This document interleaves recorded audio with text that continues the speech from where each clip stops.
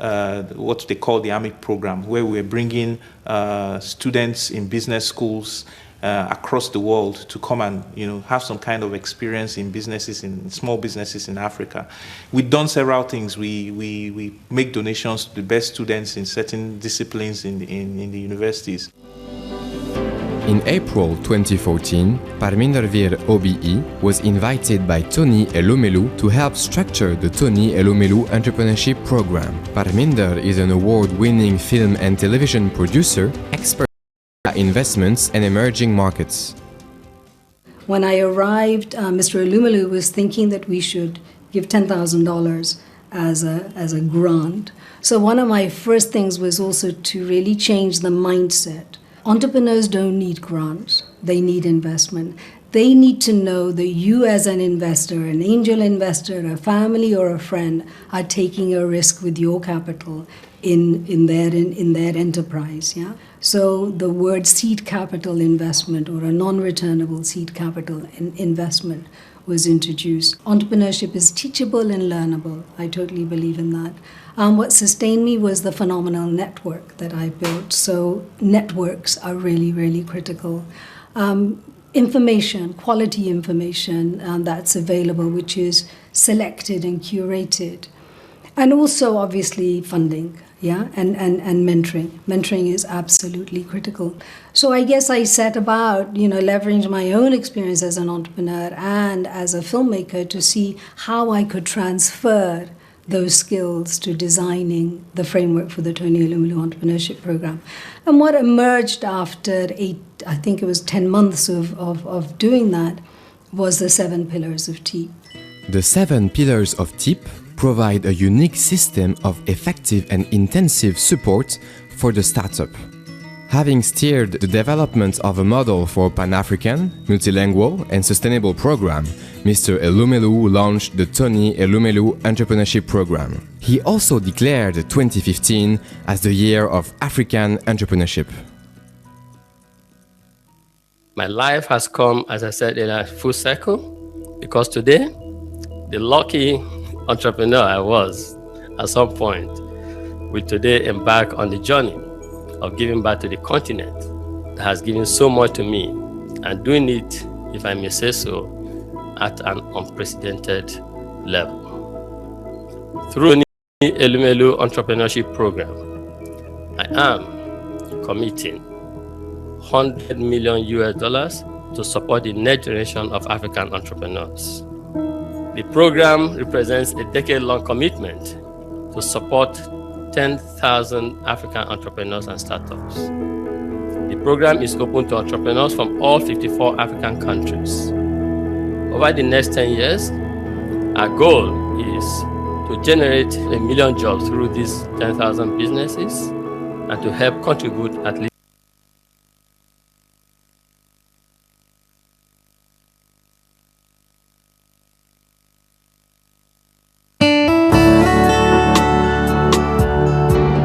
Hi everyone, my name is Okocha Nkem. I'm the founder of Mama Money.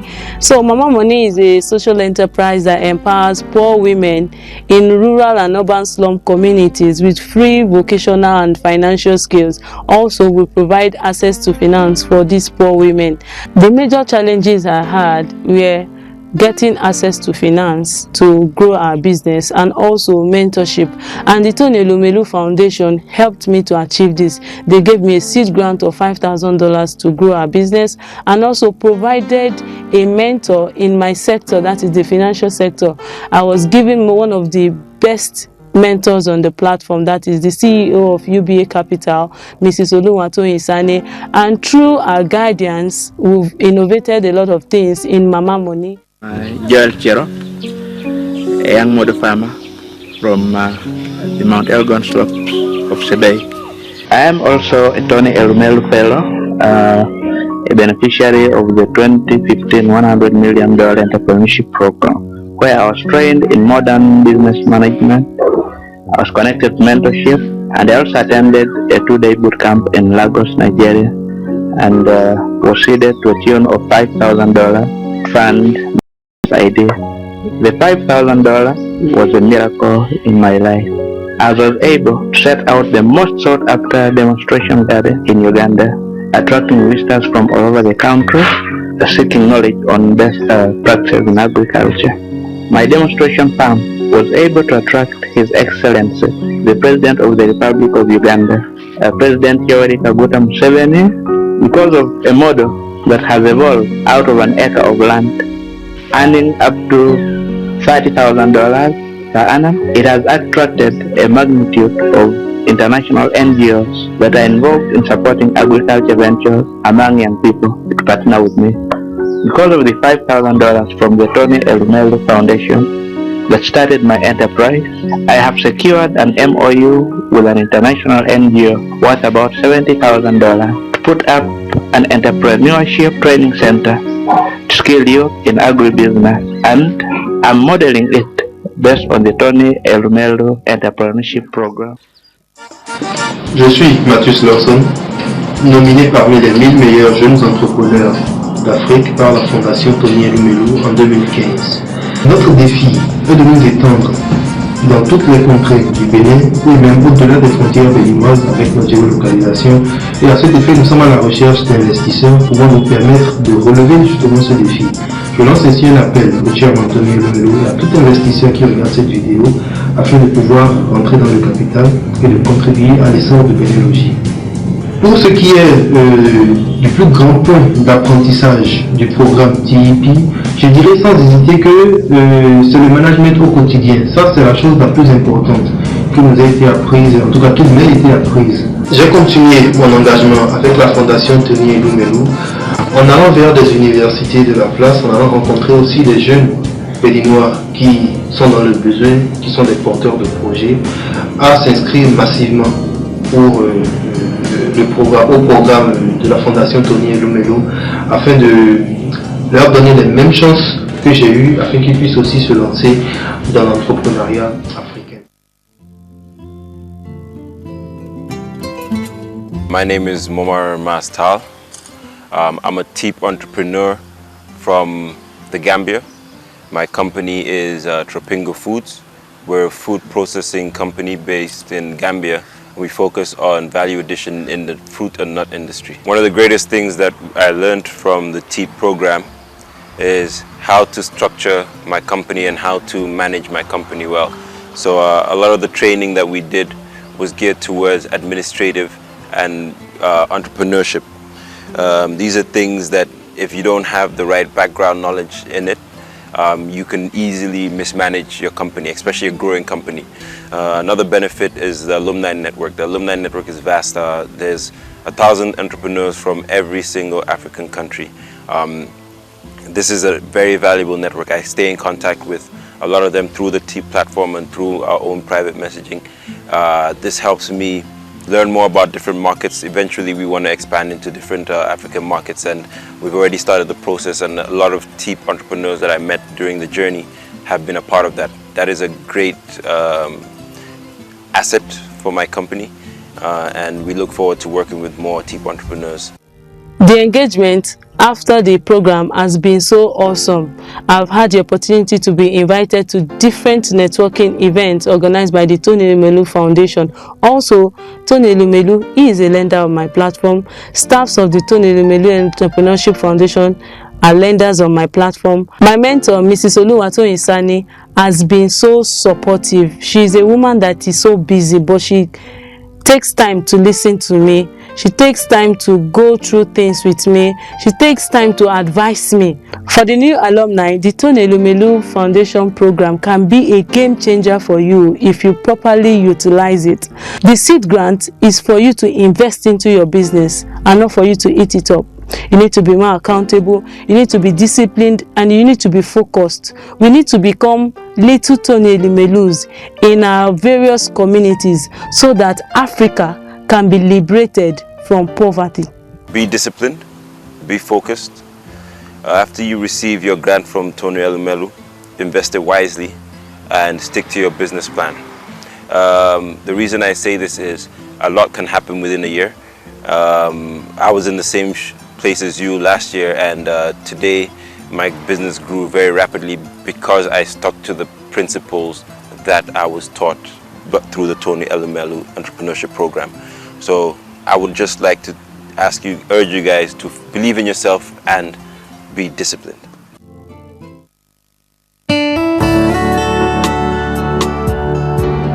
Hi everyone, my name is Okocha Nkem. I'm the founder of Mama Money. So Mama Money is a social enterprise that empowers poor women in rural and urban slum communities with free vocational and financial skills. Also, we provide access to finance for these poor women.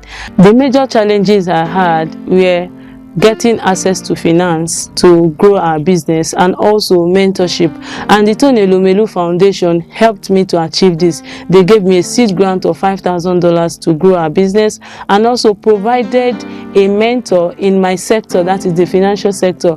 I was given one of the best mentors on the platform, that is the CEO of UBA Capital, Mrs. Oluwatoyin Sane, and through our guidance we've innovated a lot of things in Mama Money. Joel Chero, a young model farmer from the Mount Elgon slope of Sebei. I am also a Tony Elumelu Fellow, a beneficiary of the 2015 $100 million entrepreneurship program, where I was trained in modern business management. I was connected to mentorship, and I also attended a 2-day boot camp in Lagos, Nigeria, and was seeded to a tune of $5,000 fund my business idea. The $5,000 was a miracle in my life, as I was able to set out the most sought after demonstration garden in Uganda, attracting visitors from all over the country seeking knowledge on best practices in agriculture. My demonstration farm was able to attract His Excellency, the President of the Republic of Uganda, President Yoweri Kaguta Museveni, because of a model that has evolved out of an acre of land, earning up to $30,000 per annum. It has attracted a magnitude of international NGOs that are involved in supporting agriculture ventures among young people to partner with me. Because of the $5,000 from the Tony Elumelu Foundation that started my enterprise, I have secured an MOU with an international NGO worth about $70,000 to put up an entrepreneurship training center to skill you.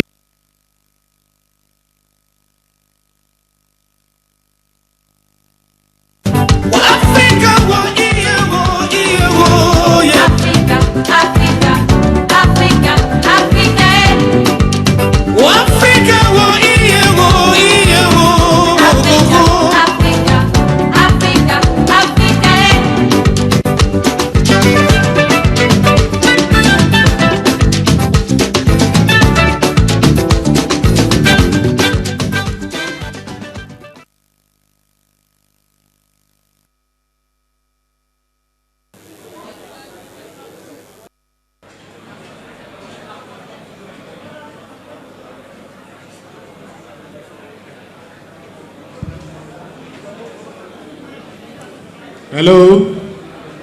Hello? Hello?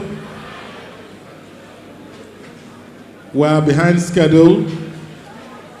We'd like to get the program started again. We don't want to have pockets of empty spaces in the hall. We know that we already have preoccupied seats, but I've gotten the permission of the CEO of the foundation to say there will be no reserved seats. So you can come and sit anywhere near the front. You don't have to go back to the seat you were in the morning. We need to quickly get settled so we can get the program on again, so we can close early today. We still have a lot more for you.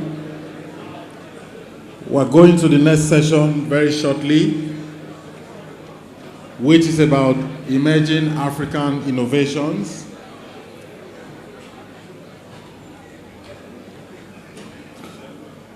We will be having an inspirational talk. This gentleman was at the session last year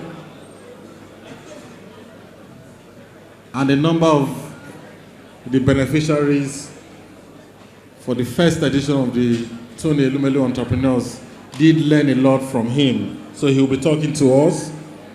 We have networking and breakout sessions for agriculture, creative industries and fashion, tourism, hospitality, financial services, ICT, as well as manufacturing.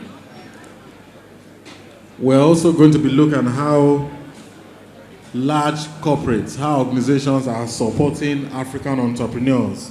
So beyond the Tony Elumelu Foundation, you need to know that a lot more companies are supporting entrepreneurship in Africa, and you can leverage on how these organizations are supporting entrepreneurship. We also have another panel that we've put together that will talk about innovations in Africa, a very distinguished panel that you would find interesting. I think we can kickstart the program once again. Before I call on the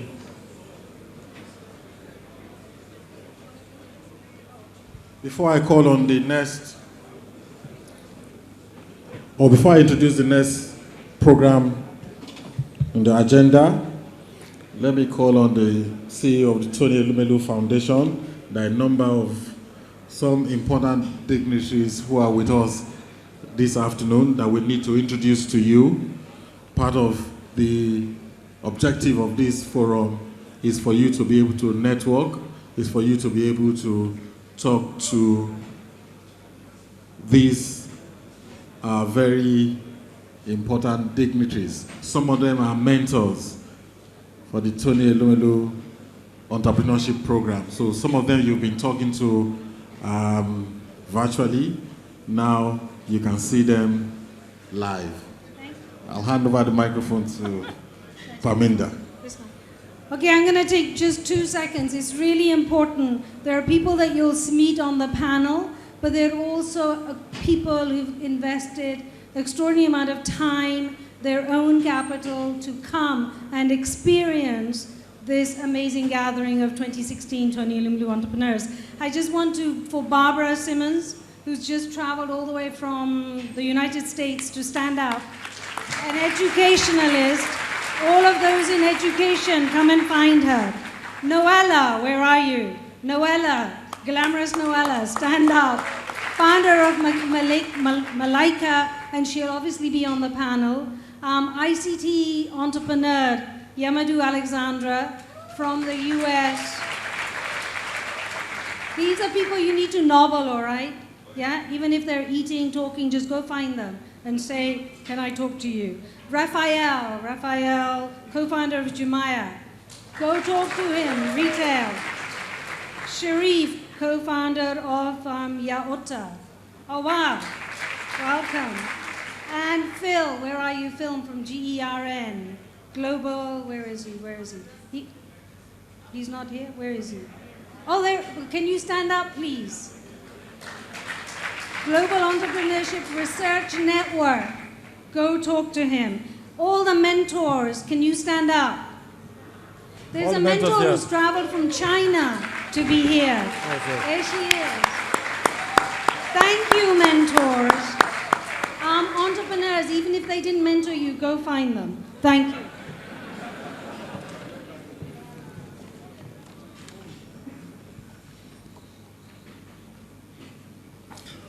Okay, the next program is on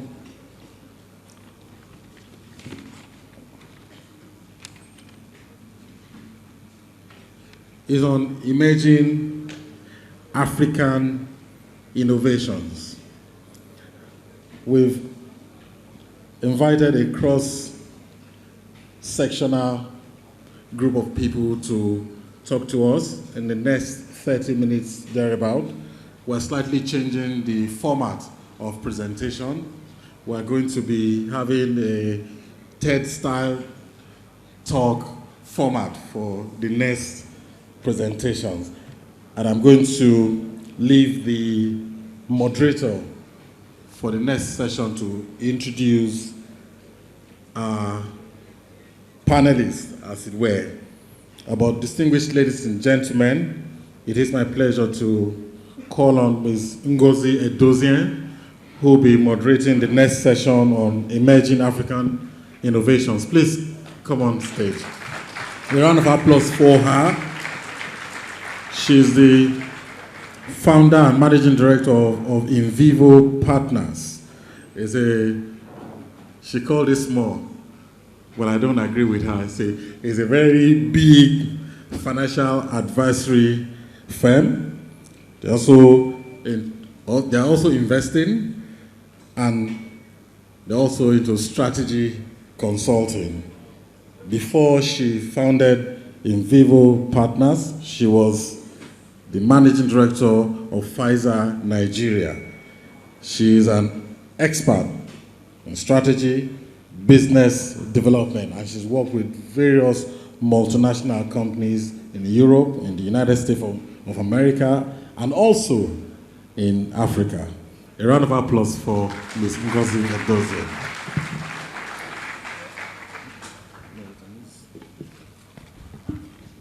Can you hear me? Fantastic. So I'm going to excuse myself. I have a little bit of a cold, so if I sound a bit muffled, just wave your hands and I'll speak up even further. But thank you very much. I think we've got a very interesting lineup of speakers for you today. And they will all speak about innovative businesses that they've actually started here in Nigeria, one from Egypt, one from the Gambia. And so I'll just introduce each one very briefly, and then they're going to give a short talk. At the end of the talk, we'll sort of summarize what we've heard, and then I'll be able to open up to the floor for questions. So please listen well. So first up, I'd like to introduce Sharif El Rakabawi, who's the co-founder of Youta,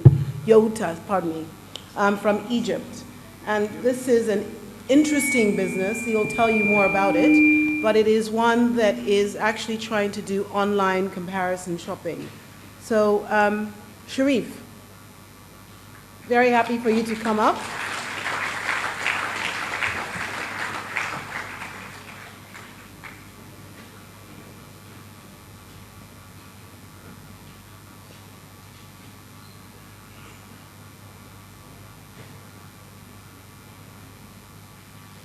Thank you very much.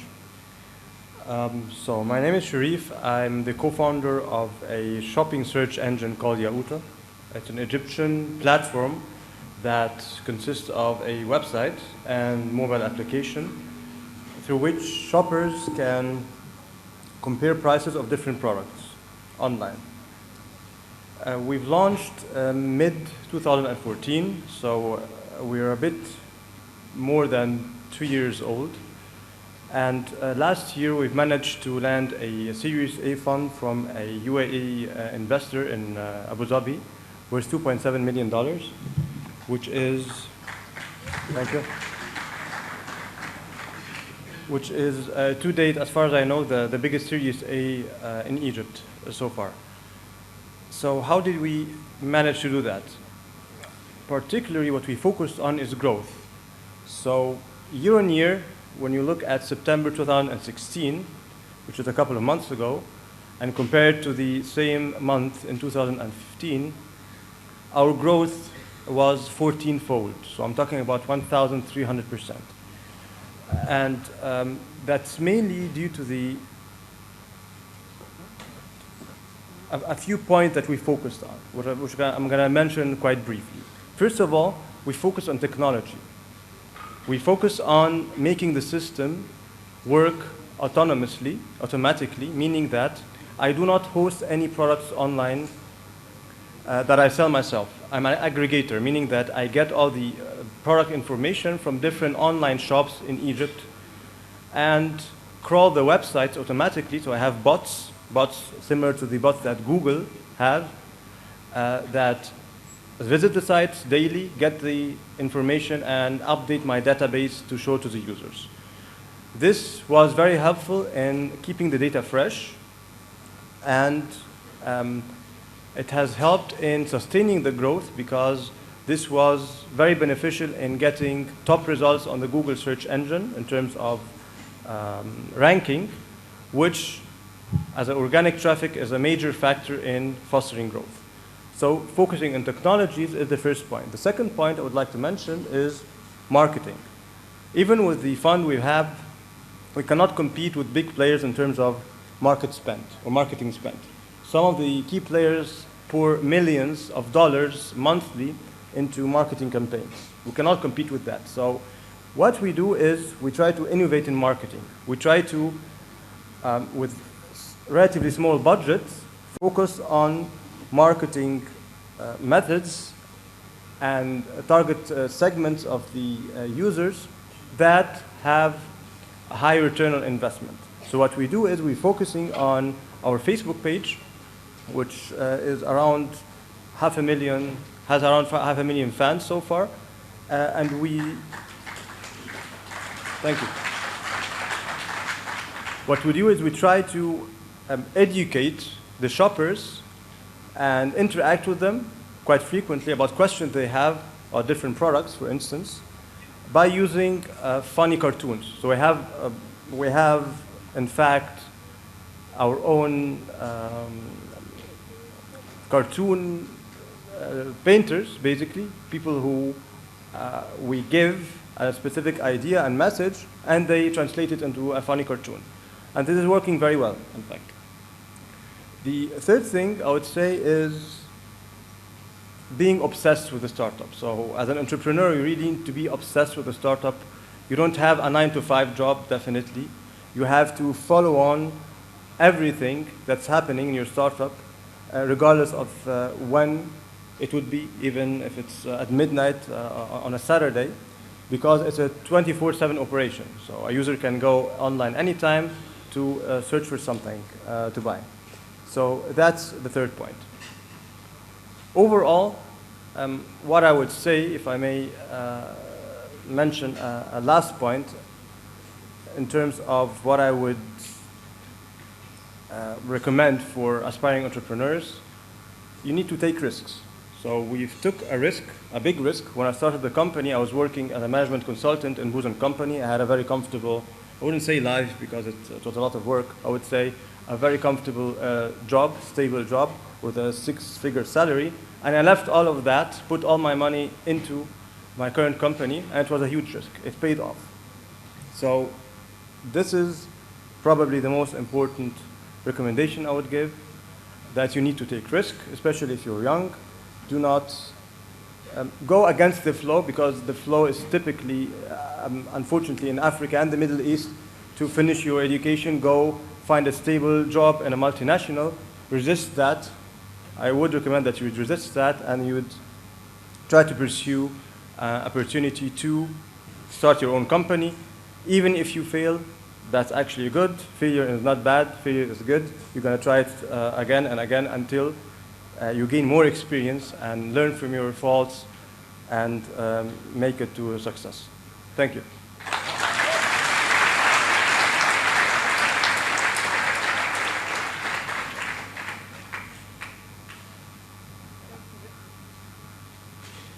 Thank you very much, Sharif. Next up, I'd like to invite Shani Suleiman. Shani is the Nigeria director for Andala. He's obviously, with a name like Shani, he's obviously Nigerian himself. And you'll probably remember him because I think when Zuckerberg came to Nigeria, the $25 million he invested in, I think it was Andela, was all over the news. So share some nuggets, even if you're not going to share some dollars.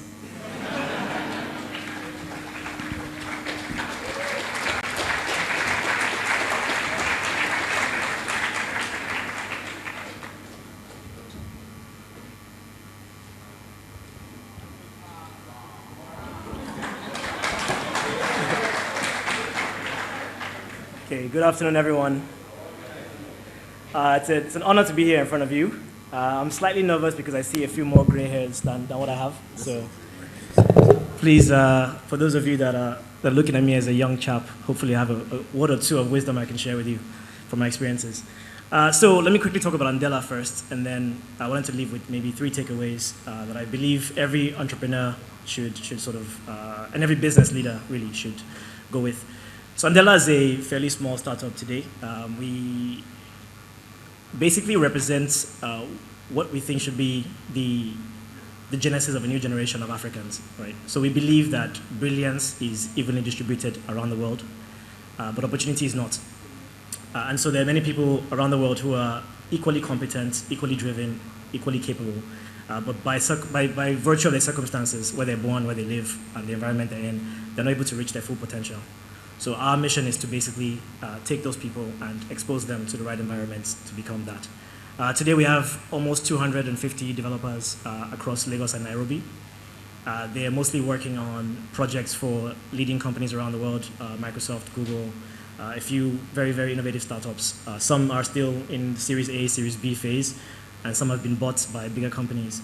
But one thing that they all have in common is that they're solving a need that millions of people around the world have. And they also happen to be in a country where their skills are not as valued as they are elsewhere.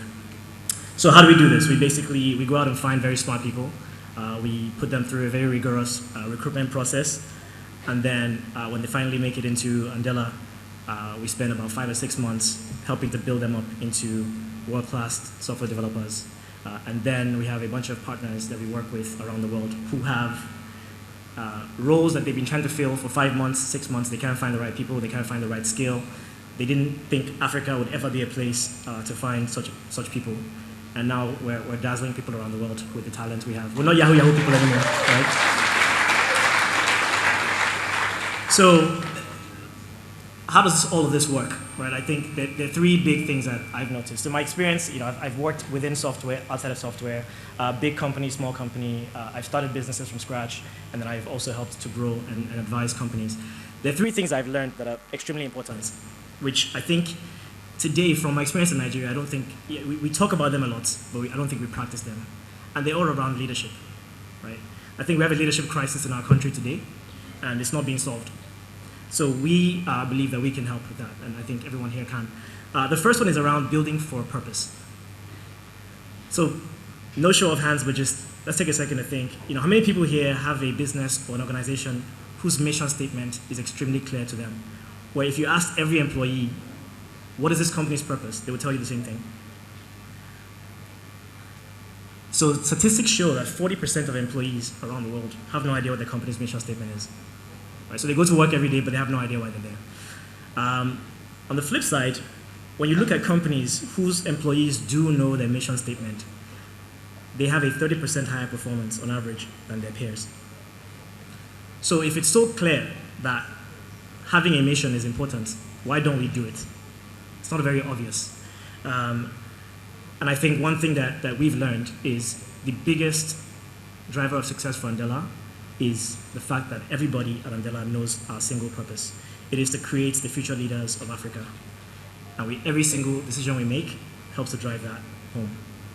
Right? So that's number 1, is basically build a company with purpose, and you'll find people flocking to you.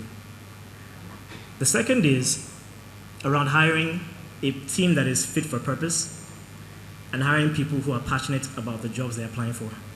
So one thing I always hear is people come to me and say, hey, Shani, my cousin is looking for a job. Or if people meet me and they say, hey, I'm looking for a job, is Andela hiring? And I say, what would you like to do? And they say, anything. That is the most ridiculous answer you can give. You can't want to do anything. There's something you care about. And find somewhere where you can do that thing. Right? Everybody, if you look at the people that work at Andela today, we have super geeks that just want to code. They don't want to be managers, they don't want to lead people, they just want to code.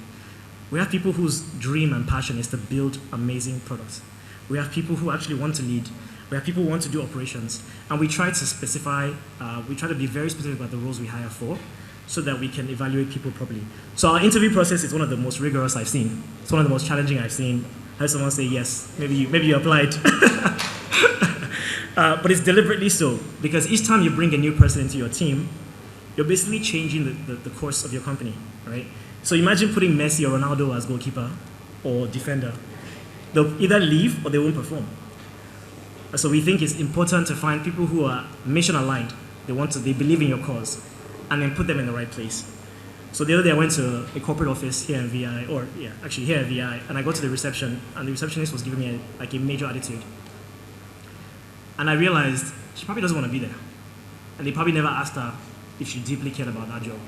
Just got a CV up, and put it there. And so I think finding people who are fit for purpose, finding people who are mission aligned is very important. It saves you money. You have less angry customers. You have less failed products, and you probably do well. And the final one is around culture. This is one that I think we take for granted.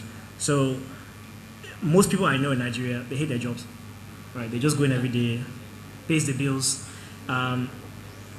because leaders in Nigeria were very hypocritical. You say, I want people to think of my company as their own. I want them to treat the business like it's their money. But then the leader is spending frivolously, right? You have people that run certain parts of our government who will say, Nigeria is very lawless. There's no law and order. But then at 4 p.m. when they're late for a flight, you see them with 10 cars, siren, blowing people out of the way, right? And then they get to the airport and they say, Nigeria is so lawless. This country is crazy. So we inadvertently contribute to the problems that we're complaining about, right? And it's because we don't realize, there's a statistic that shows when a leader is in the room, the number of eyes on them is usually orders of magnitude higher than the next person. So if you're in a room, people will look at a leader maybe 100 times more than look at anybody else, which is the most subtle things you're doing. Actually send a message. The things you smile about, the things you frown about, the things you approve, the things you don't approve, those things go to create the culture. And ultimately, I think we are responsible for the culture we create. And so my challenge to you, future leaders of this country and this world, entrepreneurs who have a blank slate, is to go out and build the future we want to create. Now, there's a statistic that I think is extremely important, which I'll leave with. So the number one killer of people today is stress. And the number one reason why people get stressed out is work. And the people that are most responsible for making work either a stressful place or not are the leaders. So 7 people in our world, 7 people die from stress every 2 seconds. Which means as I came up here, close to 100 people have died from stress because of poor leadership. And so I think the biggest takeaway for me is, yes, we're going to learn to sell products and build businesses and do all that, but without leadership, we'll never get anywhere. So please, those 3 things. Build for passion, hire the right people into the right roles, and build a culture that will last. Thank you.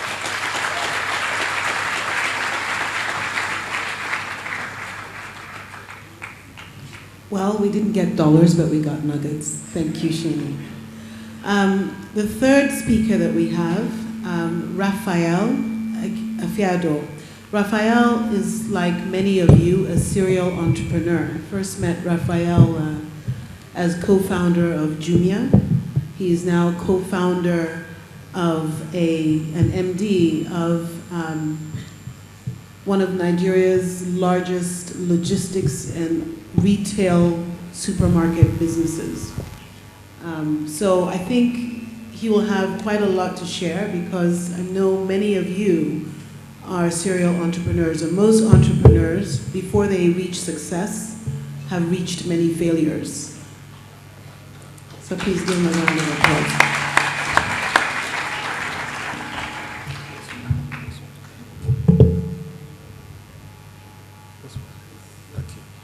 Good afternoon, everybody. Okay. Can you hear me well enough? Okay. So my name is Raphael Afaido. Thank you for having me. Every time I'm introduced, I do not recognize myself. I'm just a simple person trying to make a living. So in 2012, we started Jumia. Jumia is the largest online retailer in sub-Saharan Africa. Jumia is the largest online retailer in sub-Saharan Africa, and we started because we believe that technology is in the hands of the people, and people are going to be able to do their everyday transactions, etc. online. Since 2012, when we started it, it's grown tremendously. We started then in Lagos. We had about maybe 2,000 transactions a day online in various forms, from payments through to shopping and transacting. As at sometime last year, it was over 60,000 a day. So it's grown super rapidly. After 2 years of doing Jumia, we decided to leave. My partners and I, we went and started 2 different companies. I started Supermart, which is an online grocery delivery service. And we chose to start Supermart for exactly the same reason that Shani spoke about, something that we could find purpose and passion in, which is really the fact that the women in our lives were spending so much time in traffic to be able to get the everyday essentials. Easily, they spend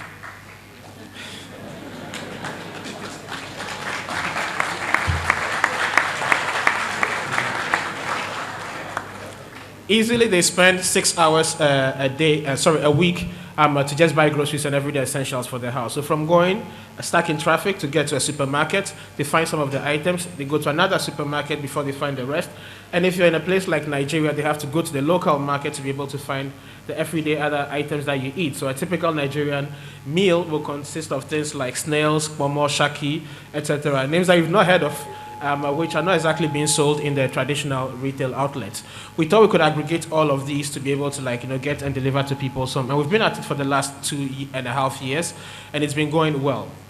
What have we learned? We learned quite a lot of lessons building Jumia that I want to leave with you. One, with Jumia, we raised a lot of money to be able to accelerate the growth of the market. I think the internet is going to be a massive game changer for us in sub-Saharan Africa. One of the lessons I learned, though, was the fact that there's something you call the new technology adoption life cycle. And in spite of the fact that you can deploy a lot of capital to be able to accelerate the growth of your business, it sometimes might not be the smartest choice because you spend the money and you have to make up for the money later some way, somehow. On the contrary, you can focus on other things like customer experience, like understanding the systems and the processes that are able to manage your business at scale. Those cannot be accelerated. A mentor of mine told me that 9 women cannot make a baby in 1 month. And it's the same, right? So you can accelerate the growth, but the market will grow in its own good time. So when you're out there trying to develop or commercialize a new technology, be conscious of that. People have to go through that new technology adoption life cycle. Some people are more open to new innovation and they warm up to it. I remember when we started Supermart, week 1, we got an order for over $1,000. We're all shocked, and this was prepaid. And we called the guy and he told us, I understand what you guys are trying to do, I'm just trying to support you. And ever since, whenever we've gone to raise money from investors, they've always asked, why did you grow so quickly in month 1? And then you had to go down before growing again. And we always have to explain that to them. So that's one. Build the systems and the processes that actually will support the company before building that. The second thing I've learned is sub-Saharan Africa is where sub-Saharan Africa is for a reason. And in as much as entrepreneurs, we want to change the world, we also have to realize that we belong to an ecosystem. We have all sorts of cultural inhibitions that make it difficult that have made and put the continent where the continent is.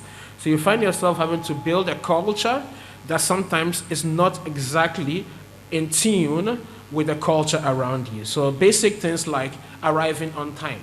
You have to be extremely regimented. You have to be extremely uncompromising to be able to get the people that you actually manage to recruit into your company to change the way they think about the world to become the way you want them to think about the world. Because ultimately, companies succeed or fail based on the culture of the organization. Give me 2 different entrepreneurs and they'll go after the same problem and we'll end up with totally different results because of the culture that they've built. Technology is going to grow in sub-Saharan Africa. I'm extremely excited. It's getting cheaper. It's getting more and more ubiquitous. Everybody here has a smartphone in their pocket, something that was unimaginable 5 years ago. And it's happening so rapidly. In Nigeria, you have about 65% of the population under the age of 24. These people are connected in ways that our parents have never been connected. They have Twitter, they have Facebook, they have it on the go. Okay? You don't have to teach them technology. So technology is going to be a game changer for us, depending on how we embrace it. So I urge everybody, Go after technology businesses if you can. Focus on the culture in your organization. Relent. It's going to be very difficult. It's been extremely difficult, but these things don't happen overnight. I tell people around me, I'm not building a company for 3 years or 5 years. So when I see a blip, when I see something that makes me uncomfortable, I just take my time, give myself the space to understand it and fix it, because really, if I was building a company for 1 year, I'll panic from one day to the next. But I'm building a company for 20 years, for 30 years. I'm doing my life's work. So if something is not going right for 1 month, I take the time, wrap my mind around it, and then try to go after it and be able to build a better company.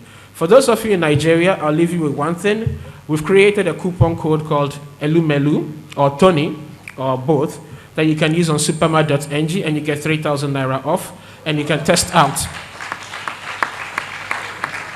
You can test out our service, and if you like it, we'll appreciate if you mention it. Thank you very much.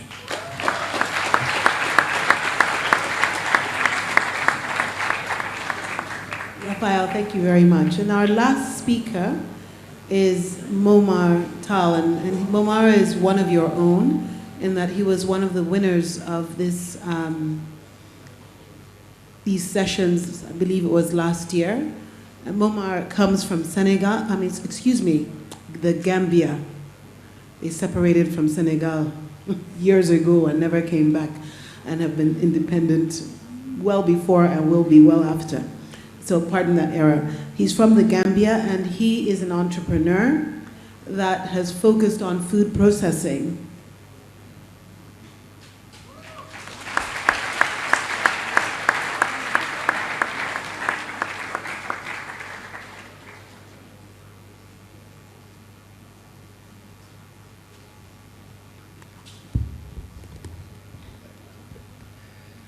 Hello, everybody. Class of 2016. From all the class of 2015 TEEPers, or TEF now. Welcome and congratulations. Enjoy the weekend. And straight to business. I'm Momar Tal. I'm the founder of Tropingo Foods. We're a food processing company. That's the simple way to put it. Tropingo Foods started as an idea. In my country, I used to see mangoes wasted everywhere. Cows would eat them off the floor. People would kick them around like football. Someone was saying that happens here with oranges, right? So my idea was simple. It was, let's create value out of things that usually go to waste. And I had an opportunity to travel to Canada, and I saw how much people would pay for mangoes. And I said, we cannot be throwing this stuff away anymore. So my company basically was to use a value addition to create value and integrate the rural farmers into the value chain. We were successful at doing that with the two main crops in Gambia, which are mangoes, number one, and peanuts, groundnuts.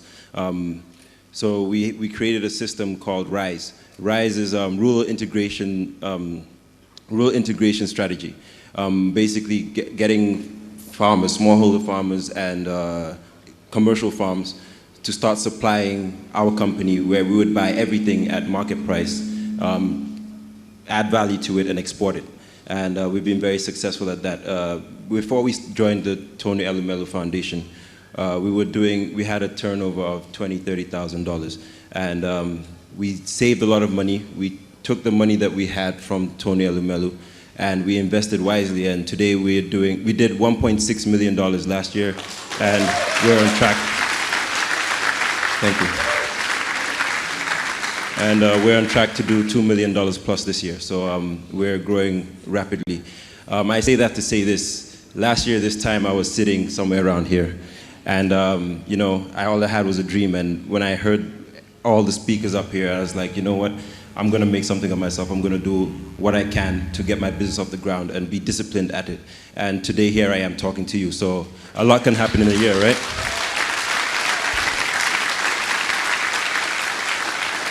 What have I learned? What have I learned? So I come from Gambia. Gambia is a very small country. You never hear about us on the news unless it's something negative, usually. So that usually puts a damp on a lot of our confidence, and I think it's the same for Africans in general on the global stage. What I learned is no matter where you're from, as long as you work hard and you deliver a good product and deliver value, people will take you seriously. So we started as a small company in Gambia, and this year we're already expanded and we're doing business in Senegal and in the United States. And that's a small country in Gambia. It's a small country in Africa, sorry. And that all started because I got the confidence of what I was doing and confidence in the product that I had. And we've been very successful so far because of that. Another thing I've learned is to be diligent, to be disciplined. So you're gonna get this money from Tony Elumelu. What are you gonna do with it? How are you gonna turn it into $2 million? It's $5,000, it sounds impossible, right? But more than the money, it's what you do on a day-to-day basis to create value in your company that turns $5,000 into $2 million. So you have to, don't go and buy a nice Rolex watch or whatever. No, I know it's tempting, I thought about it too. But, you know. But trust me when I say it, within a year or two you can buy 5, 6 Rolex watches, right?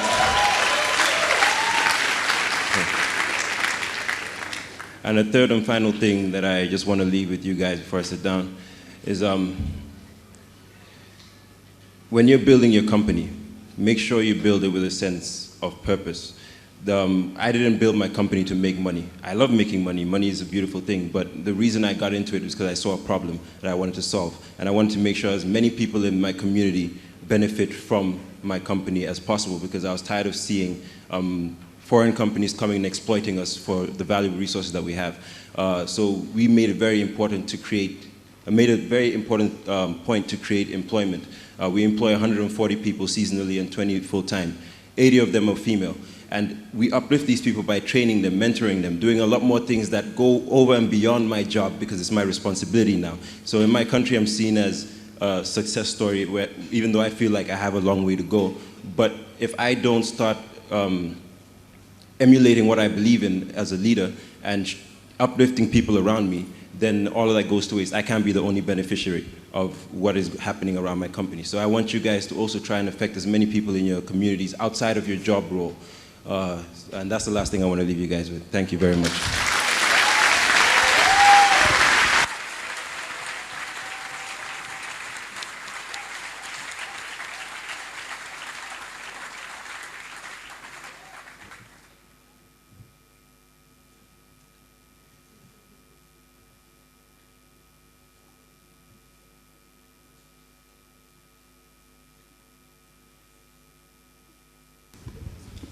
Oh, fantastic. So I'm going to test my listening skills and just try to summarize briefly what we've heard, and then go to our panel for some questions. So Sharif talked a lot about managing the challenges of a business. He talked about focusing on growth. And he talked about something very interesting, which was being obsessed with your startup. And that means recognizing, in a way, what Umar was saying, the responsibility is on you 24/7. And the last thing he mentioned was about taking risks. You know, he's advising against following whatever your parents and the old folks in your family have told you to do, but take a risk and take a different path to something that you believe in. Shani talked to us about the fact that brilliance is distributed all over the world, but opportunity is not equally so. And then he talked about 3 things, I think, which are important about making the best or the most of the opportunity that you have as an entrepreneur. And that's being, 1, building for purpose, and ensuring that yourself and your employees are fully aligned on the purpose of that business. Secondly, he talked about hiring people that are fit for purpose and passion.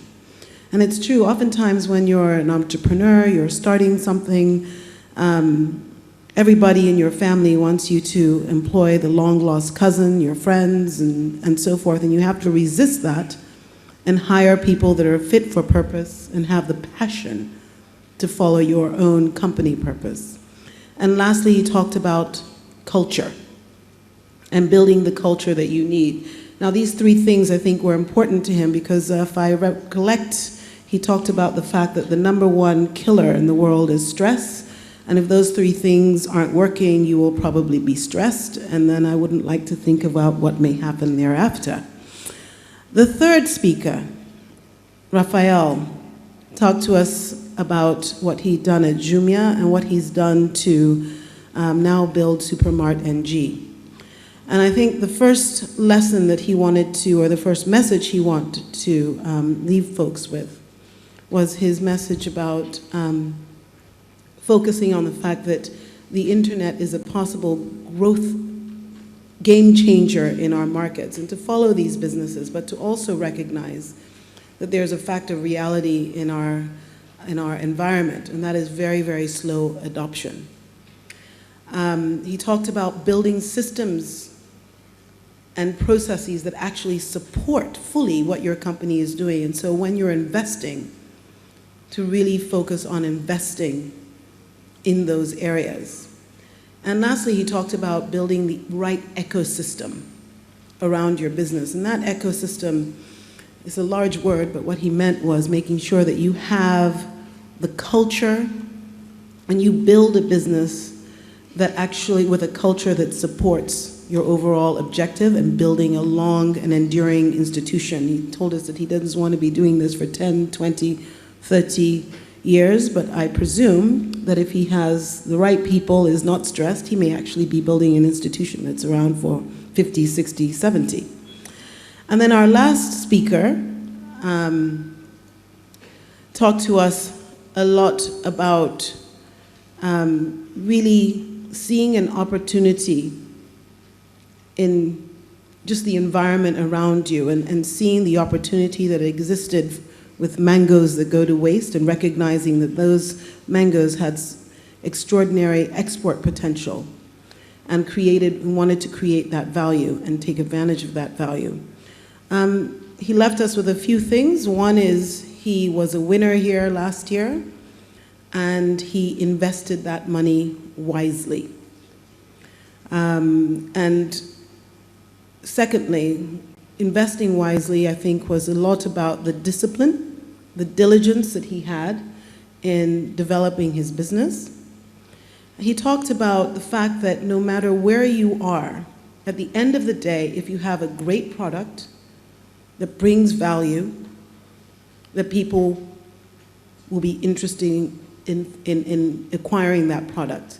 And above all, I think one of the things I took away was making sure that you have extraordinary confidence in your idea and in your product. And then therefore you can actually go after your dreams. So that's a quick summary of our four speakers.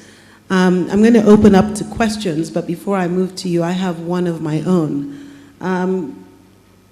Prior to starting my principal investing firm, I was MD of a rather large global-focused private equity firm called Actis. And I think one of the most enduring things that I learned at Actis was about, at the end of the day, if you're making an investment, yes, it's about the product, yes, it's about the systems and processes of the business, but it's also about the character of the leaders, the management, and the founders of those businesses. And if you don't have the right management team, you can have the fantastic product and you can end up with a terrible business and a very bad investment. So I want to ask our four panelists here, because they're all leaders in their own right, what do you believe is the most critical attribute that you have brought to your business that would make someone like an Actis or anyone else here truly invest in this business? Let's assume that the business is a fantastic business plan. What are the characteristics that you can share with these folks that make yours the most investable business around, the leadership characteristics you have? So I'll just pass anyone want to volunteer? or should I have a victim? Okay. Okay, so what I'd say the most important character me and my founder have actually, because we have a very similar background, we know each other since school, is being meticulous. Very, very meticulous. So what we usually do is, I can tell you a short story or experience about being meticulous. When we're building our product, we've actually built the product, all in all, maybe in 9 months, including, it's all proprietary technology, so we built everything from scratch. And we technically could have launched Yauta much, much earlier. But we've decided not to do that because we weren't happy with the product yet. I mean, we always thought it could be better. We can make the UI simpler, the user experience, the overall experience of searching for a product and shopping from the online store or the merchant. A lot of things we thought can be better. So we invested more time. We were much more meticulous in identifying things that can and should be improved. And that's why when we launched, we had an immense growth starting from month one, from the first month, because the UI was very simple. We're focusing on simplicity, making it very effective and efficient to use by users to find directly products they're looking for. So that's a small example of how important it is to be meticulous in everything and every process you take along your work on a startup. Thanks.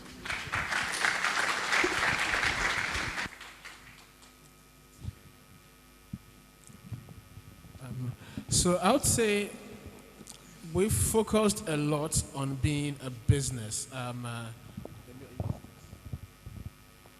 We focused a lot on being a business from the very get-go. So we don't even think of ourselves as a startup. And we never really did. I remember the very, very, very first interview that we did. The reporter referred to us as a startup. We're like, no, we're not a startup. We're a business, right? So we do everything according to how businesses are supposed to do it.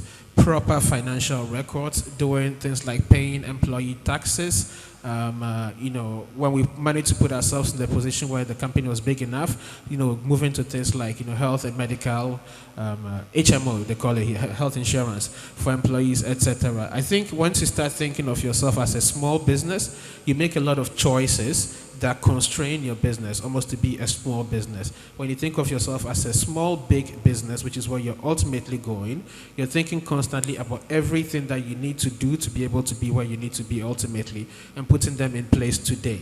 That and being really, I've heard about meticulousness, I've heard about things like tenacity, all of those are important. But I think when we've gone and spoken to investors, and we've raised quite a bit of money over time, though we prefer not to talk too much about how much we've raised, because we feel like sometimes it begins to focus attention of the company on raising money as if that's the business we are in.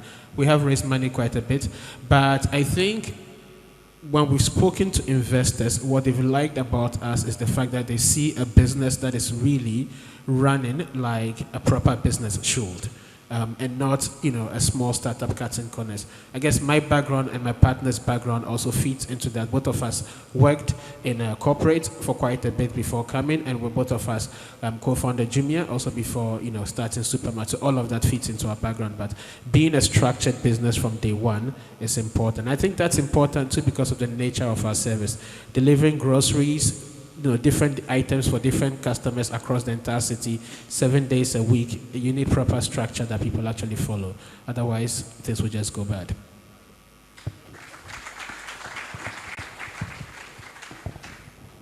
I agree 100% with exactly what they said.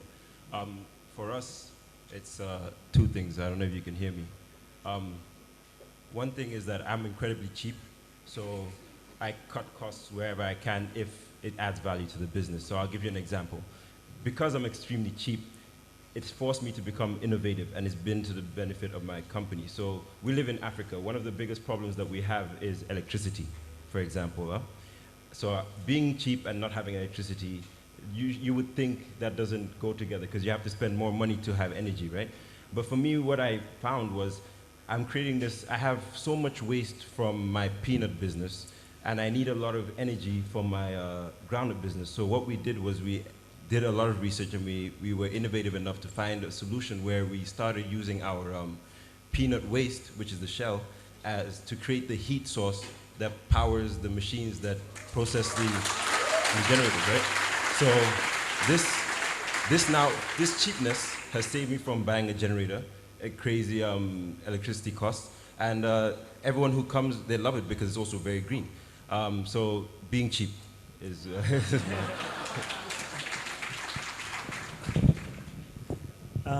in our case, I think maybe even stepping back to why the question is relevant. So when you go to an investor, what do they care about? They really care about when they put the money in, is it going to go very far? And will they get a return in the future?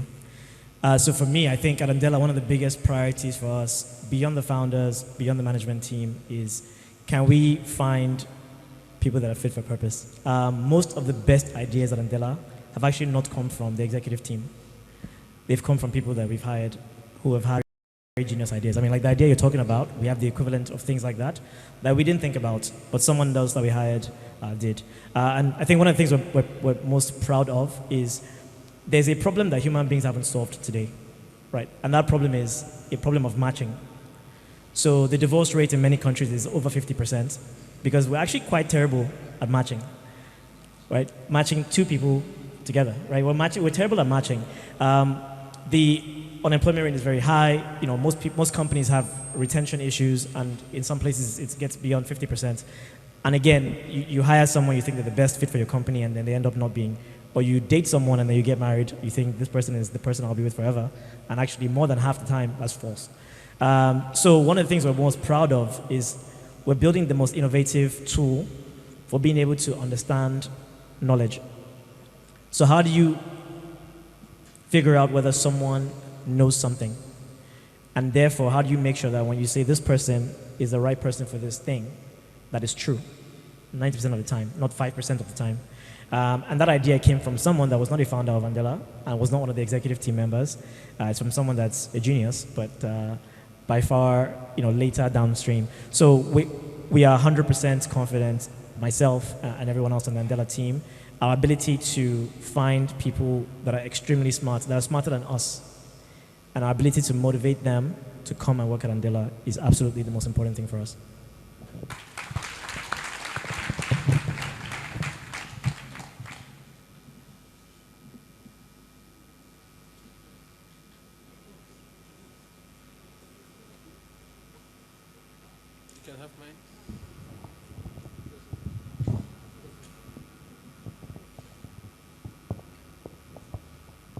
Okay, thank you very, very much. We have meticulous, we have systems and processes and do it right first time.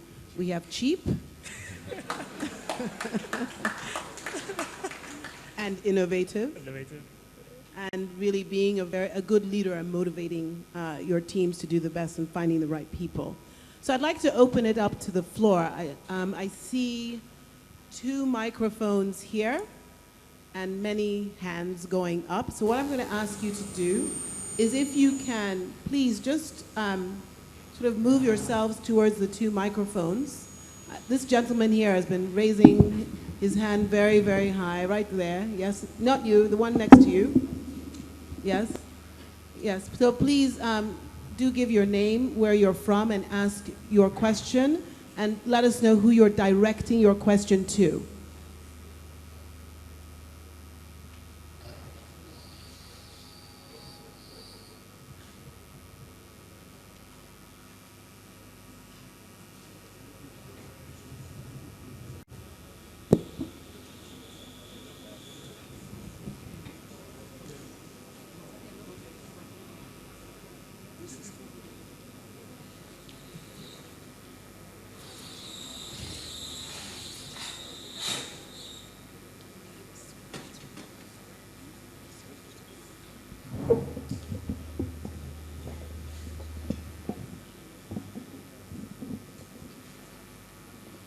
Good afternoon, everybody.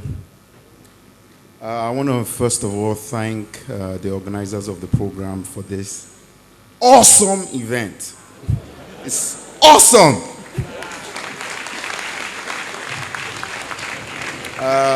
My name is Saeed Oyeyemi Awojide. You can call me Yemi for short. I have two questions for any members of the panel. The first question goes thus. How do you use new technology solutions in developing countries to convince them? Because I have a challenge. I am the co-founder of InnoCrave Solution. We're bringing green technology cleaning to Africa. One of our franchises in Kano. I just came back from Kano, and our technology is steam technology at its best. Imagine you cleaning your car, no water on the floor, no soap, no chemicals, and it's better than the conventional way. But guess what? The people in Kano, they see it and they're like, no water, no soap. You have to put water. You have to put soap. Without water, without soap, it's not clean. So how do you use new technology to convince a developing market and for you to be able to penetrate? That's the first question. The second question, the technology I'm buying is I'm going to ask you to keep it to one question if you don't mind. So we'll take your first one, all right? Okay. Thank you.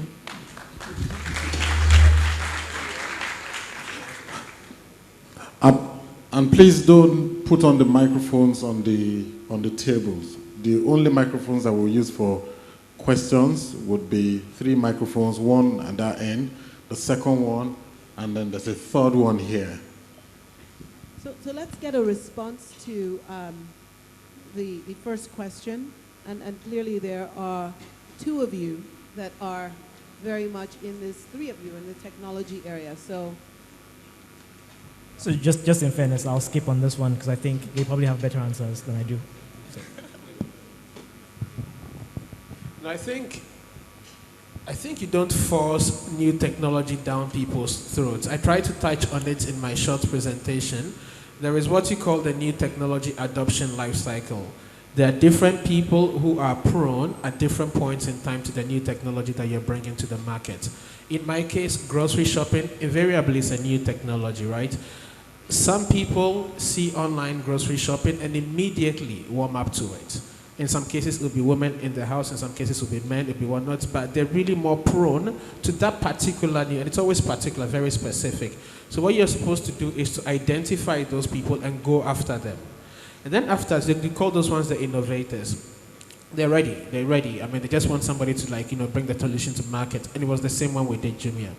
After that, you have almost like the early adopters. Those ones need almost like feedback from the innovators who tell them that, oh, this thing is actually working, or they begin to hear it a bit in the mainstream press, people talking about, they need to hear it a couple of times, and then they're like, let me try this out.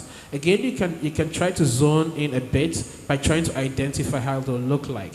For something like grocery delivery, these are people who work long hours, they work in the offices, etc. We could almost go down to the level of the industry, finance, telecommunications, a big construction, FMCG.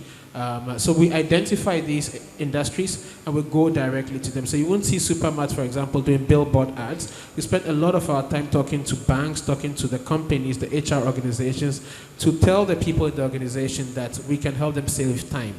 As those people warm up to the technology, they'll tell other people, they'll tell their friends, they'll tell their moms, etc. And the good question I ask is, when I look around the room like this, and people are all educated, as I know they come from parentage that are educated too. But I ask them, how many people's parents use the internet actively or will do something like grocery shopping online? The parents are not ready, even though they're educated, because they're further down. They're more like the mainstream. So you have the early mainstream, the late mainstream. So you have to think about who you're reaching and focus on those. As you saturate them, you move to the next segment and gradually work your way through. And definitely don't spend too much marketing money on that because you waste money.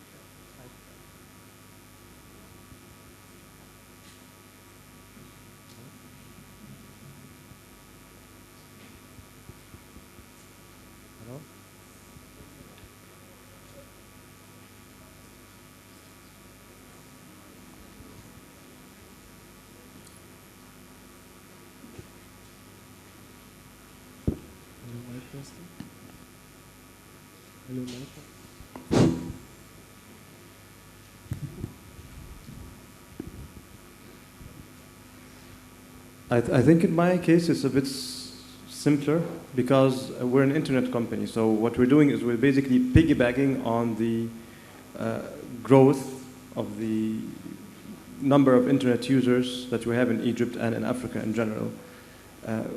Our concept or idea as such is not new. Price comparison has been there in the States and Europe in the 90s, before Amazon emerged. So since we are actually tackling a basic need of saving money, which is a universal need, regardless of the social status or the wealth of the individual or group, it's in a way it's a natural product for people to use.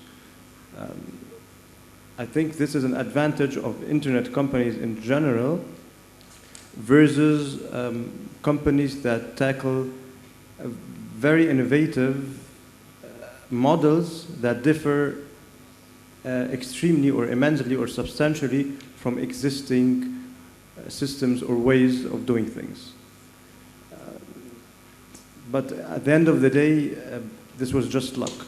So, of course, I wouldn't encourage anyone to seek a business specifically tackled in the internet or an internet business just because of that, because it happens very often that offline businesses, I would call them offline, they're technology-based, but they're not based on the internet, can add a huge value, immense value to the users. So, yes, I think that's why we're not really affected by that problem.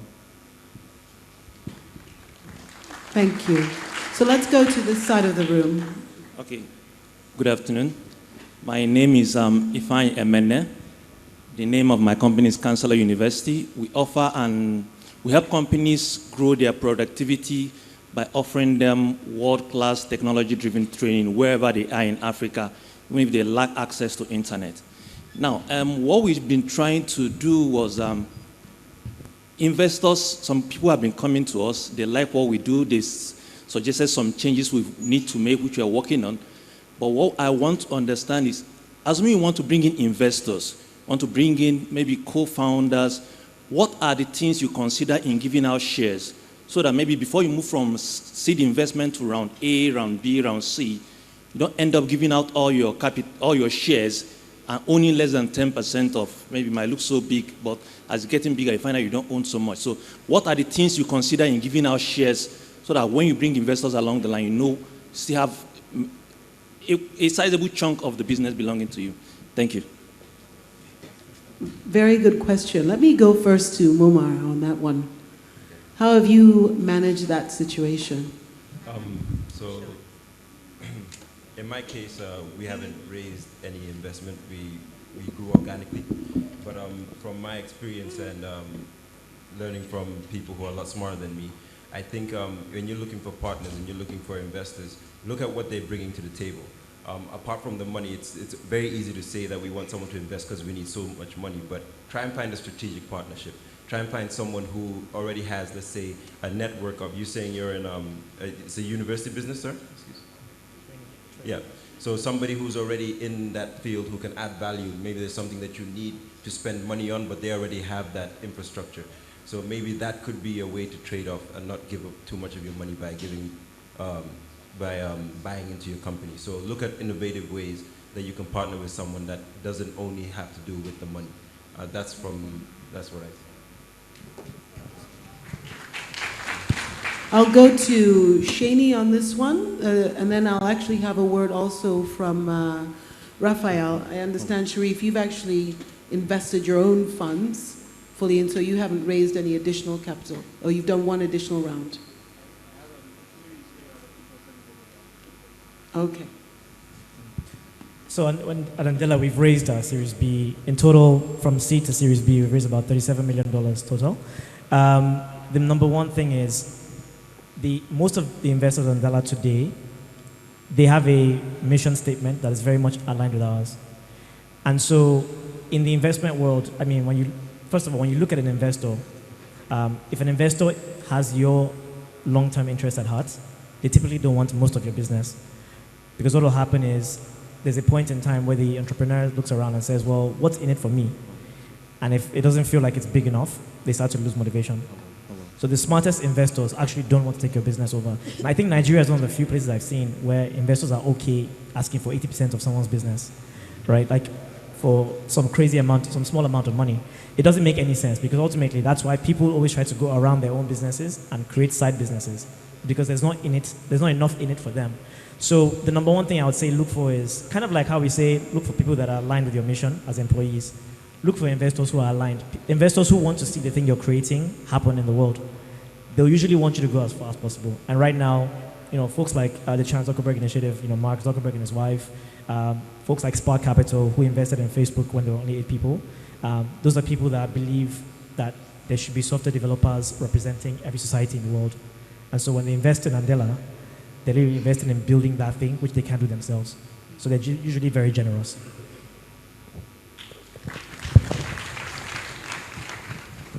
I think it's important to be able to articulate a long-term vision for the business. Where exactly are you taking the business in the very long term?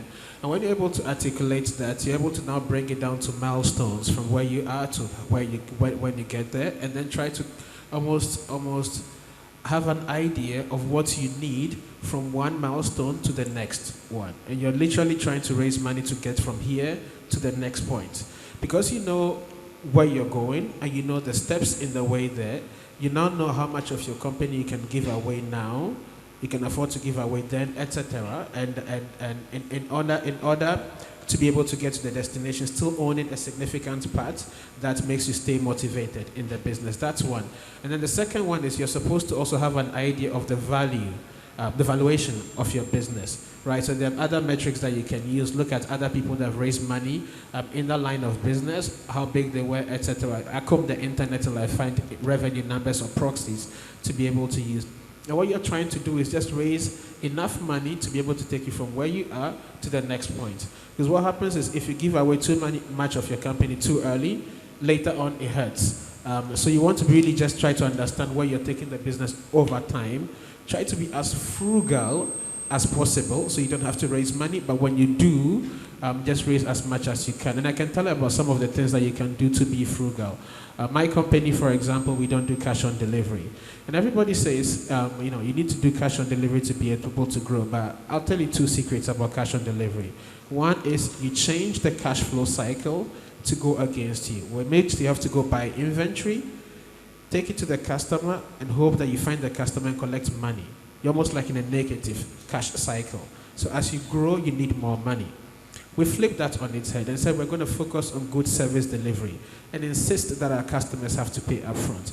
What does that do? It means that we collect customers' money, it's on our books while we're growing. So as we're growing the business, we have a fatter and fatter bank account, which also means that we don't need to raise as much money. Because what do you raise money for?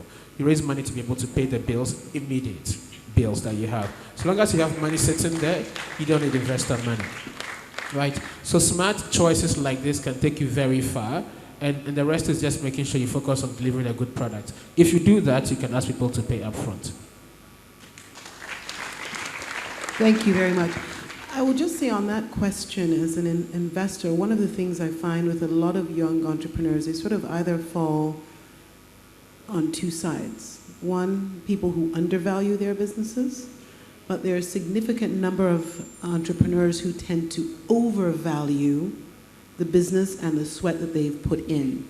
So you also have to leave enough value in for your investor, otherwise you will not find an investor. And people often make that mistake.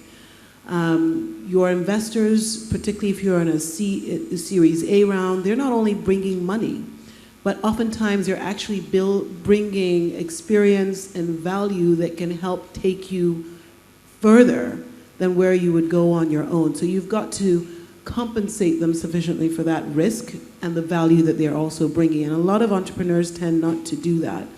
The second thing I watch out for is an entrepreneur who overvalues or an entrepreneur who is trying to get out too soon. If I'm in a business with you and you want to cash out, or your horizon is actually quite short, I will not invest in that business, because you've got to have sufficient skin in the game that it is of significant interest to you to reach the end goal and to at least give your investors 2.5 times their money, minimum.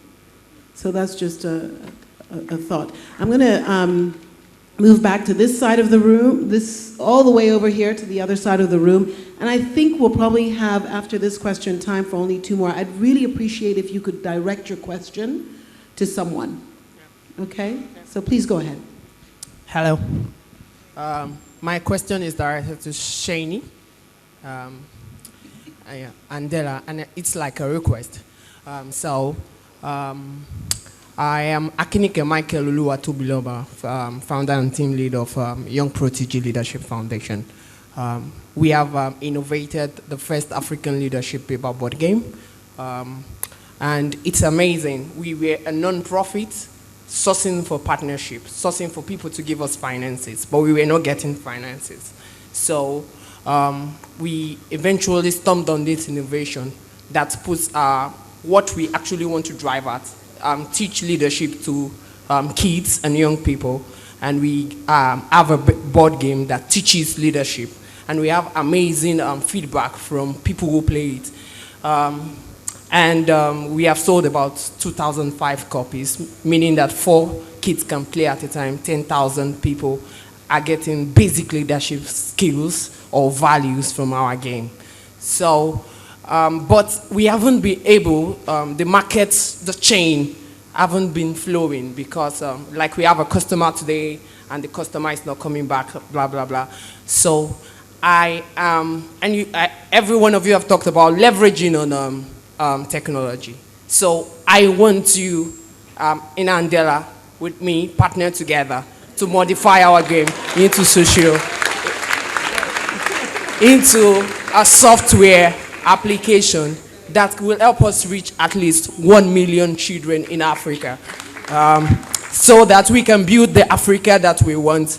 Many African leaders build followers, but I see that leaders need to build leaders. We need more leaders because Africa's problem is not a lifetime, it's not going to be solved in a lifetime. I believe in building transgenerational leaders, and I want me and Andela to do it together. So, if you don't mind, I will be so much grateful if we can go into this partnership together and reach out to Africa. Shani, I think you have a problem. There are only 2 answers to that request, yes or no. Let me leave you for a moment. We'll go to a question so that you can just stew on that. So let's go back this way, then we'll finish over there. All right. All right, thank you for this opportunity. My name is Chigozero-KK. My name is Chigozero-KK, and I am the CEO of the Market Square Services. The Market Square Services is an online retail that targets students. So I'm directing my question to Mr. Raphael. So I just came out from the university last month, that is in September. I just graduated. And when I tell people that I'm about to launch a startup, they'll always tell me that since I don't have any work experience, that it is likely going to fail. So I want you to maybe tell me, is it actually true that if you don't have if you don't have any work experience before going into your entrepreneurial journey, that your startup may actually not succeed, or if I should go ahead and do what's in my mind? Thank you.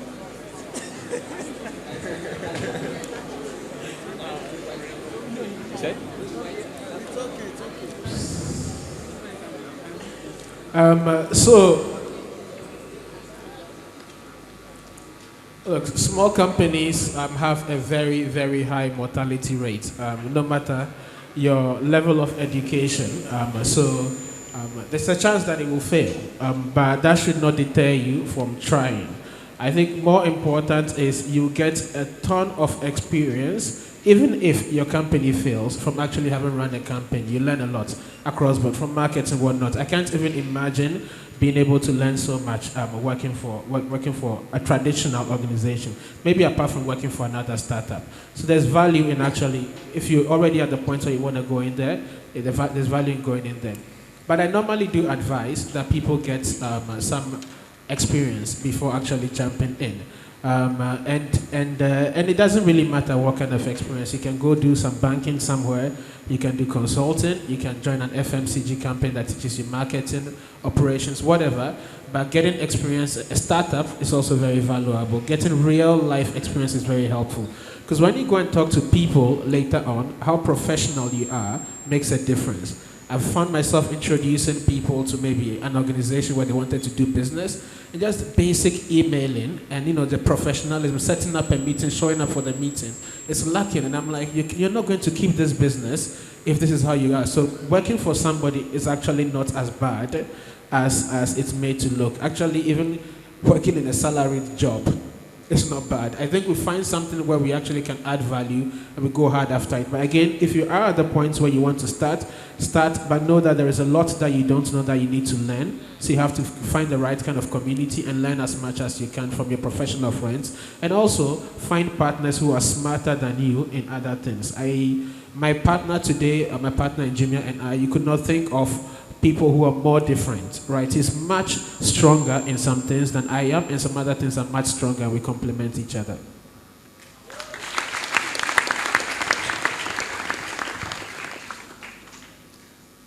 Don't knock experience, and if you haven't got it, find some gray hair to join your team. It's helpful. All right, you came from here, so I'm going over here, and then we'll have one last question after this on this side of the room. Good afternoon, all. My name is Blessing. I'm the founder of Style Revamp Africa. It's an initiative to, like the second highest cost of pollution is actually clothing. We have a lot of clothes that we really don't use, and we just leave them hanging in our wardrobe because we probably buy them and don't need them, or we buy them and they're not our size, or we just outgrow them. One thing or the other, we just waste clothes. So my idea is to revamp clothes. My question goes to Momar Tal. At what point do you, a lot of businesses fail due to overcapitalization, where we're small businesses, but we want to pay rent, we want to buy this, to have an outlook of a big business, and we are really not ready for that, and we can't afford it. And you said something about being cheap, and that sort of caught my attention. But how do you find that balance between knowing when to innovate for quality and knowing when to pay for quality? And also about skills and culture, in what ratio, in what proportions do you balance that when hiring people? Thank you. I think that's a very important question. I think it's something that we all battle with. There's one quote I keep in my head anytime I want to buy something, I want to pay for a service. I ask myself if it's necessary first, and this is how I do it. I ask myself, do I want to go broke trying to look rich?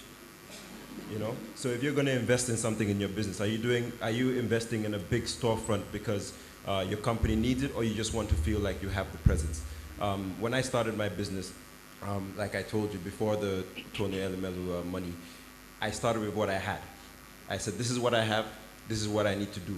I'm not going to go and invest in a huge warehouse and factory because I simply can't afford it. I'll have it sitting there and it won't be productive.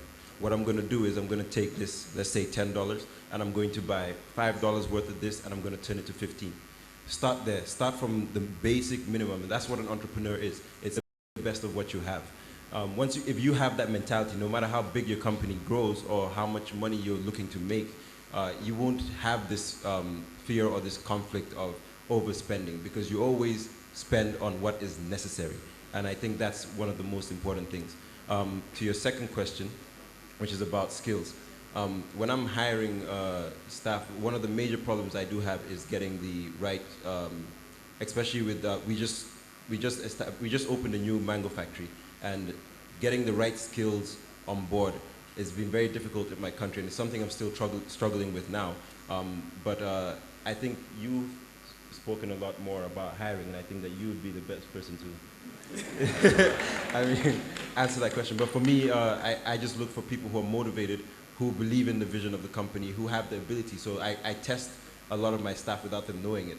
I test their initiative. I test the things that I need them to do, because right now I'm not in Gambia, but my company is running. So I need to know that people are going to put in as much work as I would if I wasn't there. So there's a couple of tests that I have that I can probably share with you in private if you just meet me later. And it's just different ways to gauge. There's not much time, so I don't want to take up too much time. But just different ways to gauge the ability of the people that you're about to hire. I think that's very important. You need to know what their ability is before you hire them. Thank you. I'm going to break my own protocol.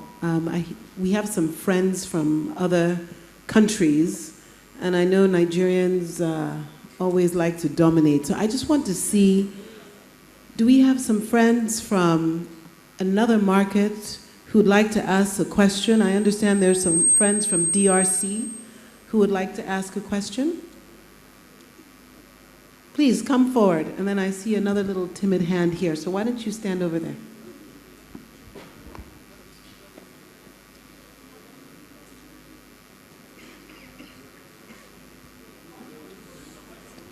You know what? Why don't you ask your question? I'll see if I can translate. Allez-y. Je vais essayer de traduire. Hein? Vas-y.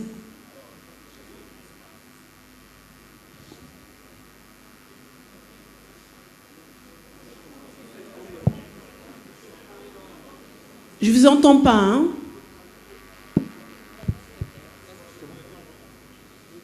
Bonjour. Okay. Bonjour à tous.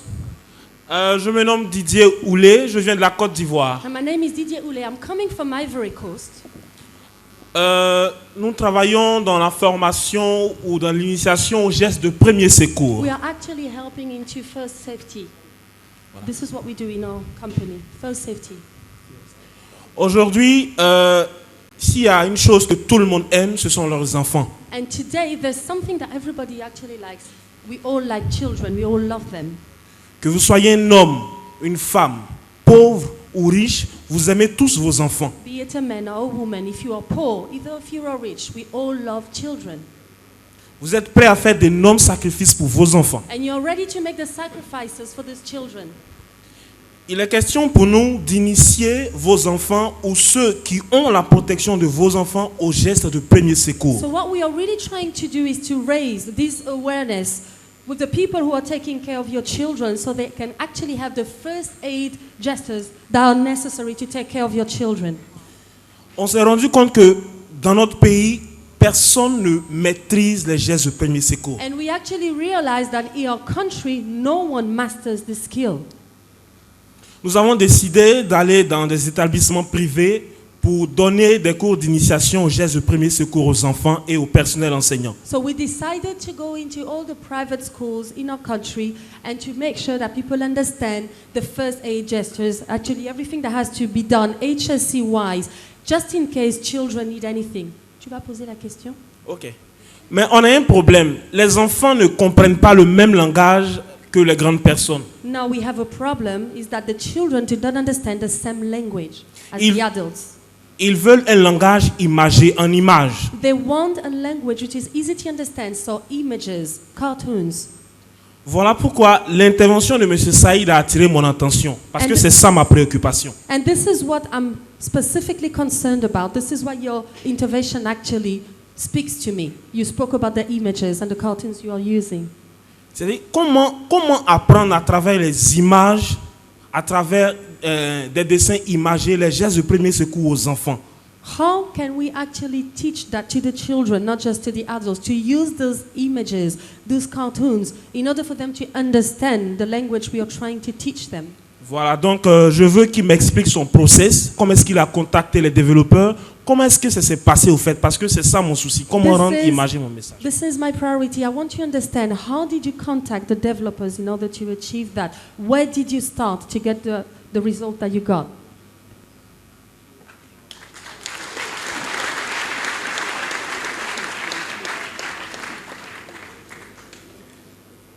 Okay, so the best approach I see in software development in general is actually something that's less technical.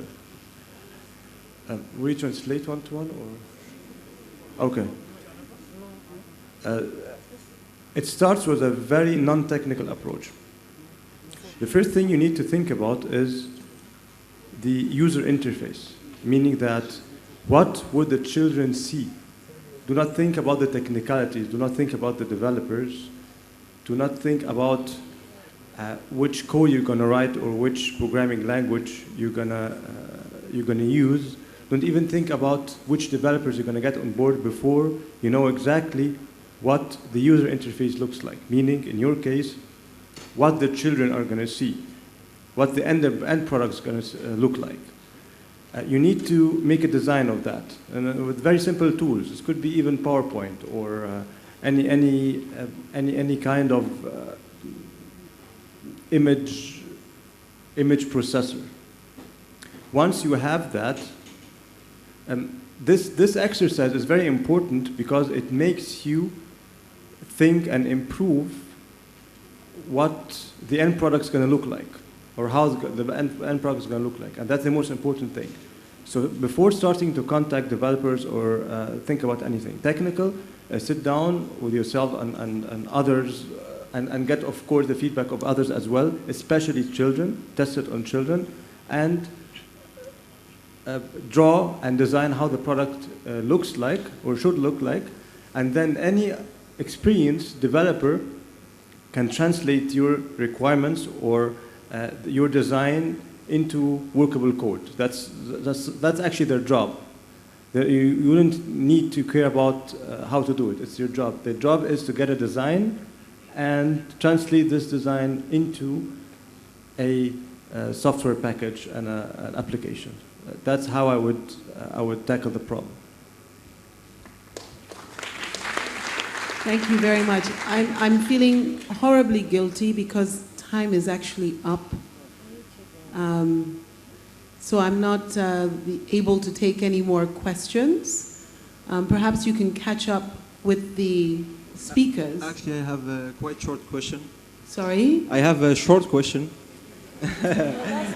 Since I'm the one who got you to stand up, and you're not a Nigerian, and we want to welcome our friends from other countries, please, let's just take this last one. I'm Reda Saouli from Algeria. My question is, you told us about your success story, but we want to know, have you faced failure before success?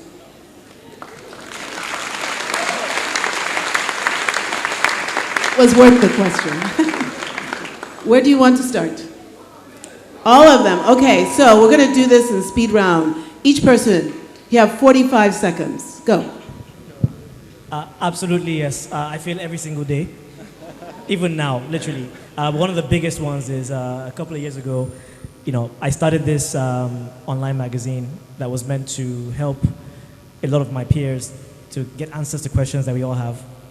And it started off, it did really well. I had like 18,000 views.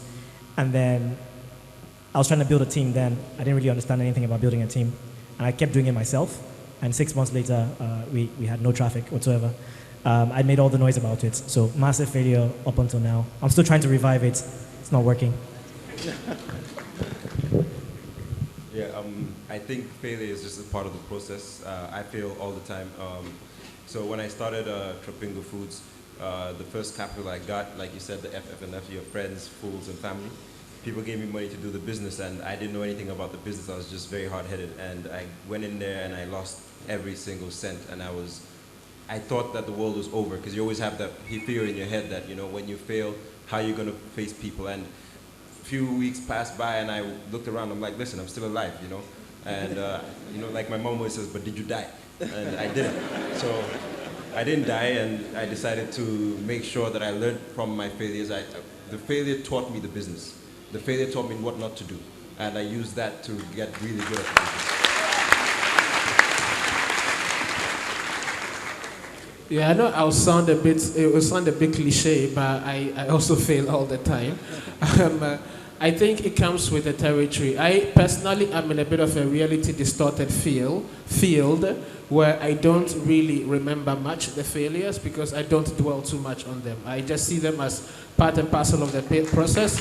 So I see it more as a point where I stop to understand what is going on and then fix what is happening and then go on. At the same time, I also make sure that while I risk, I don't go out there taking risk, I manage risk, right? So try to understand all the various variables there, make the smartest choice that I can, and if it doesn't work well, take a step back, understand, and keep going. And I don't dwell too much on it, to the point I don't remember it. Well, as a co-founder, I'm not a serial entrepreneur yet. It's my first business, so let's hope it succeeds.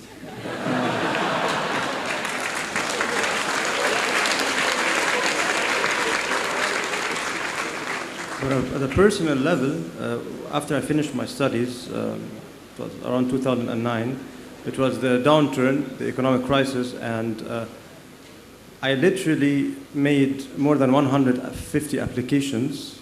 I didn't get accepted in any of them. Before I got accepted in a management consulting firm, and it started up from here. So those of you who are not ready yet to start their own businesses and are applying, definitely do not get discouraged of that. Thank you very much. So thank you very much to our speakers, and thank you. You've all been a terrific audience as well. And I wish you luck. Have a wonderful rest of your program.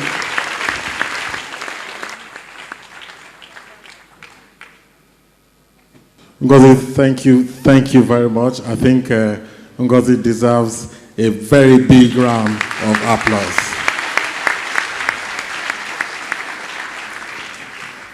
I hope it's not lost on the entrepreneurs. She is also a potential investor, so please do not fail to pitch your business, to her as well. The photographers have requested for a group photograph with the panelists and the moderator. So you could just stand up here whilst you do that. A round of applause for them whilst you do that.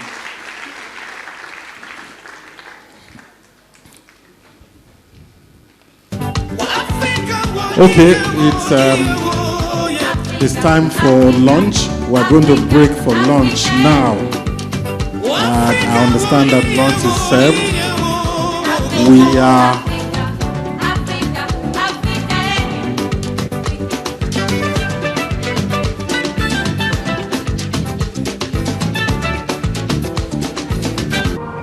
decade-long commitment of $100 million to grow 10,000 African entrepreneurs.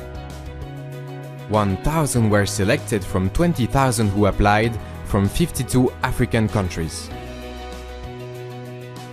Born, educated and made in Nigeria, Tony Elumelu is a new generation of African business leaders driving its economic transformation.